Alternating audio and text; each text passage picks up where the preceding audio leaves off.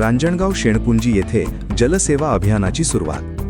गंगापूर तालुक्यातील रांजणगाव शेणपुंजी येथे छत्रपती संभाजी महाराज उद्यानात जलजीवन अभियानाअंतर्गत जलसेवा उपक्रमाचा आज शुभारंभ करण्यात आला।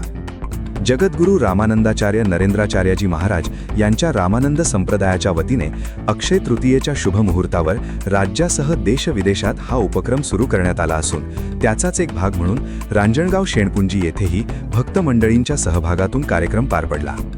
यावेळी छत्रपती संभाजीनगर जिल्हा युवा प्रमुख तुकाराम भाऊ बोचरे, गंगापूर तालुका अध्यक्ष सुनील भाऊ गवळी, तालुका माजी अध्यक्ष रामेश्वर भाऊ घावटे, तालुका सचिव संदीप भाऊ नीळ, तालुका देणगी प्रमुख रामेश्वर भाऊ सपकाळ, तालुका तंत्रज्ञान प्रमुख सुरेश भाऊ शिंदे यांच्यासह दत्ता भाऊ शिंदे, सागर भाऊ जाधव, किशोर भाऊ फांदाडे, योगेश भाऊ बागडे आदी मान्यवर उपस्थित होते।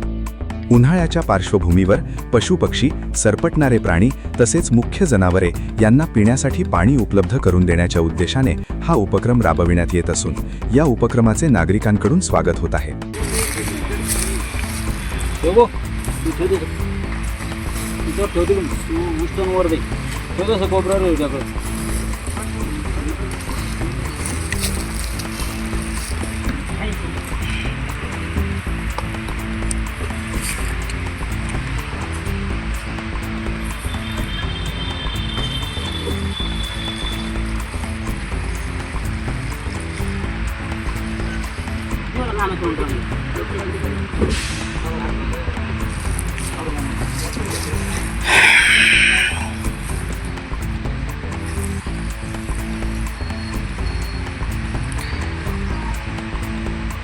शंभू महाराज यांच्या परिसरामध्ये आलेलो आहे। तसेच काही भक्तगण या ठिकाणी आज पाणी व प्राण्याला काहीतरी खाण्यासाठी देत आहेत। तरी काय त्यांचं हे आहे आपण त्याच्याकडून जाणून घेणार आहोत। काय सांगाल साहेब आज? सर्वप्रथम सर्वांना जय सियाराम। आम्ही रामानंद संप्रदायाचे पाईक जगद्गुरू रामानंदाचार्य नरेंद्राचार्यजी महाराज संस्थानचे आम्ही संघटनेचे पदाधिकारी सर्व आम्ही गुरुबंधू आहोत। रामानंदाचार्यजींची प्रभूजींची जी शिकवण आहे, तुम्ही जगा आणि दुसऱ्याला जगवा, या शिकवणीच्या माध्यमातून प्रभूजींनी जो उपदेश केलेला आहे आम्हाला या महिन्यामध्ये जल सेवा अभियान, म्हणजे आता जो उन्हाळा चालू आहे या उन्हाळ्यामध्ये जे पशु पक्षी असतात त्यांना पाणी भेटत नाही, वन्य प्राणी जे असतात त्यांना पाणी भेटत नाही। त्यामुळे पशु पक्ष्यासाठी आम्ही हे खाद्य आणि पाणी वरती झाडाला ठेवलेले आहे। वन्य प्राण्यासाठी सुद्धा ही पाण्याची व्यवस्था केलेली। इथे आम्ही जागोजागी असे डबके तयार केलेले पाण्यासाठी, हे मोठे छोटे छोटे डबके लावलेले।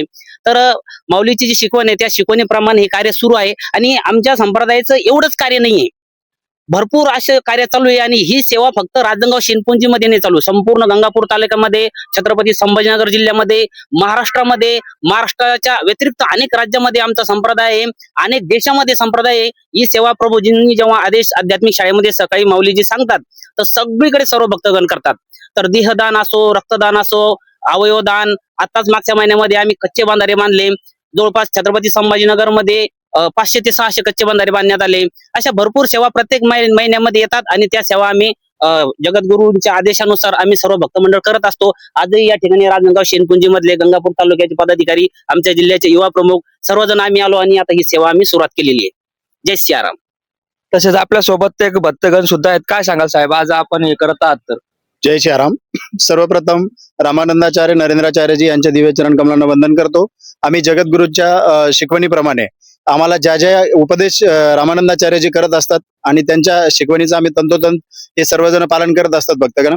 त्या अनुषंगाने आज रांजणगाव शेणपुंजी, तालुका गंगापूर, जिल्हा छत्रपती संभाजीनगर या ठिकाणी जसं की अक्षय तृतीयेच्या शुभ मुहूर्तावरती रामानंदाचार्यजींनी आम्हाला सूचना केल्या की पशु पक्ष्यांना आपण जसं एक शिकवण आहे आमच्या कवचवरती जर बघितलं तर तुम्ही जगा दुसऱ्याला जगवा, हा संदेश आम्ही रामानंद संप्रदायाच्या वतीने जगद्गुरू श्री देत असतात आणि त्या संदेशाचं कुठंतरी पालन व्हावं आणि त्या पालनाच्या माध्यमातून आम्हाला सूचना दिल्या की अक्षय तृतीयापासून तर 5 मे पर्यंत आपल्याला वन्य प्राण्यांसाठी त्यांच्या अन्नधान्याची व्यवस्था म्हणजे खाण्याची आणि पिण्याची व्यवस्था करायची आहे।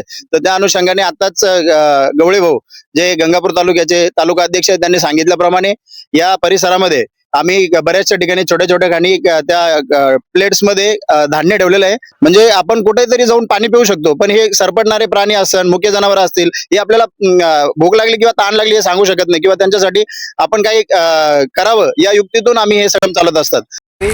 पशुपक्ष्याच्या अन्नधान्याची गरज करून पुरी जय सियाराम जय सियाराम जय सियाराम जय सियाराम